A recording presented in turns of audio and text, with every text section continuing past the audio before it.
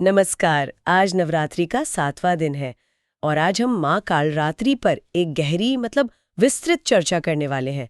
हमारे पास नवरात्रि 7वां दिन माँ कालरात्रि की पूजा और कथा लेख से कुछ अहम जानकारी है। जी। हमारा इरादा सिर्फ कहानी दोहराना नहीं, बल्कि माँ कालरात्रि के स्वरूप, उनकी पूजा और हाँ, उस वीरता की कथा के पीछे के जो गहरे मतलब है उन्हें समझना है। तो चलिए शुरू करते हैं। बिल्कुल। माँ कालरात्रि देवी का एक बहुत ही शक्तिशाली और कह सकते हैं विस्मयकारी रूप है। नाम का अर्थ ही देखिए कितना गहरा है। काल यानी समय या मृत्यु भी कह सकते हैं, और रात्रि मतलब अंधकार या अज्ञानता। अच्छा। तो काल रात्रि वो शक्ति है जो इस अंधकार को खत्म करके ज्ञान और प्रकाश लाती हैं। इन्हें सामान्यतः काली के रूप से भी जाना जाता है। काफी समानताएं हैं। हाँ, मैंने भी पढ़ा है कि इनका स्वरूप सबसे भयंकर माना जाता है। हाँ ना, वो गहरा काला रंग और बिखरे हुए बाल। हाँ बिल्कुल। उनका श्याम वर्ण, वो काला रंग, उनके प्रचंड स्वभाव को दिखाता है। और बिखरे बाल मतलब वो किसी बंधन में नहीं है। 4 भुजाएं हैं उनकी। एक हाथ में कृपाण मतलब कटार, दूसरे में वज्र। और बाकी के जो 2 हाथ हैं वो वरद और अभय मुद्रा में रहते हैं, मतलब आशीर्वाद और निडरता देने वाले। अच्छा, तो भयंकर रूप के साथ साथ ये आश्वासन भी है। हाँ, और 3 नेत्र हैं। ये त्रिकालदर्शी होने का प्रतीक है, जो अंधकार में भी सब देख सकती हैं। और कहते हैं कि उनकी सांसों से मतलब नासिकाओं से अग्नि की ज्वालाएं निकलती हैं। अरे, और एक और दिलचस्प बात है, वे गधे की सवारी करती हैं। ये तो काफी अनोखा है। हाँ, ये काफी अलग है। ज्यादातर देवी देवताओं के वाहन सिंह या बैल या मोर होते हैं। गधे की सवारी, हाँ। ये शायद उनकी अद्वितीयता को दर्शाता है, और ये भी कि वो स्थापित मान्यताओं या सामाजिक अहंकार से परे हैं। हाँ, ये एक अलग नजरिया है। और उनका हार, कहते हैं वो रात के आकाश में बिजली की तरह या चंद्रमा की तरह चमकता है। वाह! तो दिखने में इतनी भयंकर होने के बावजूद ये भी कहा गया है कि वे अपने भक्तों के लिए बहुत दयालु है और शुभ फल देती हैं। यही तो उनकी खासियत है। बिल्कुल। उनका एक नाम शुभंकरी भी है। अच्छा, शुभंकरी मतलब? शुभ करने वाली। हाँ।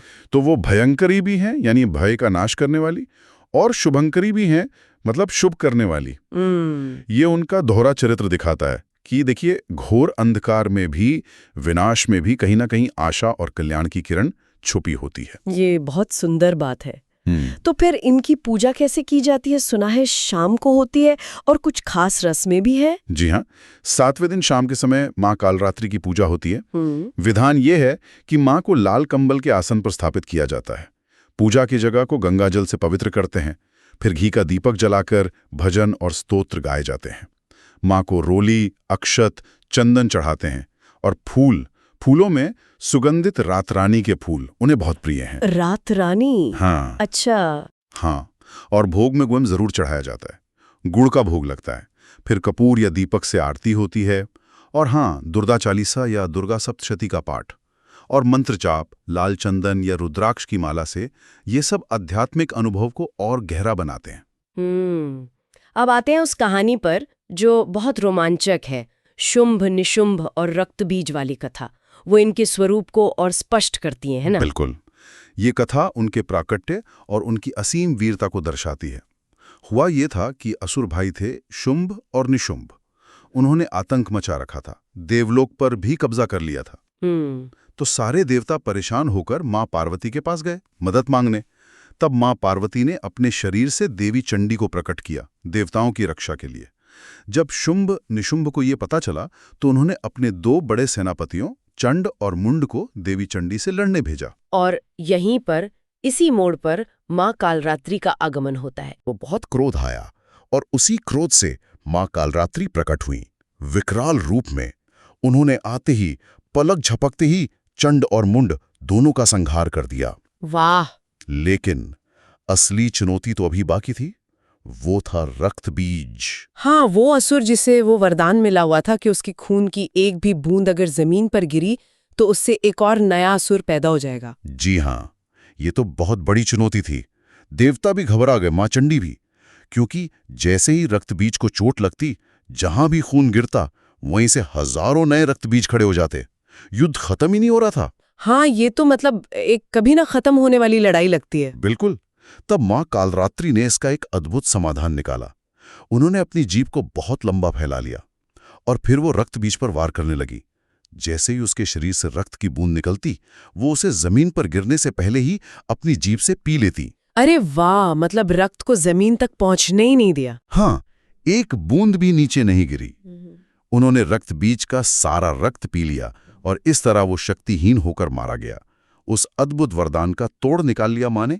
कमाल है, ये तो वाकई अद्भुत तरीका था। और रक्त बीज के मरने के बाद फिर देवी चंडी ने आसानी से शुंभ और निशुंभ का भी वध कर दिया और देवलोक को असुरों से मुक्त कराया। तो ये कथा माँ कालरात्रि की अदम्य वीरता, उनकी बुद्धि और दिव्य हस्तक्षेप का प्रमाण है, कैसे वो बुराई को जड़ से खत्म करती हैं। तो हमने देखा आज कि माँ कालरात्रि का स्वरूप भले ही देखने में भयंकर लगे, पर असल में वो अंधकार, भय और नकारात्मकता का नाश करके शुभता और निर्भयता प्रदान करती है। उनकी वो गधे की सवारी, उनका युद्ध कौशल और खास तौर पे रक्त बीज का वध करने का वो अनोखा तरीका, ये सब पहलू उन्हें बहुत खास बनाते हैं। बिल्कुल। और जहां एक बात सोचने वाली है कि माँ कालरात्रि जिस तरह अंधकार और अज्ञान पर विजय पाती हैं, उसका प्रतीकवाद आज के समय में कितना प्रासंगिक है।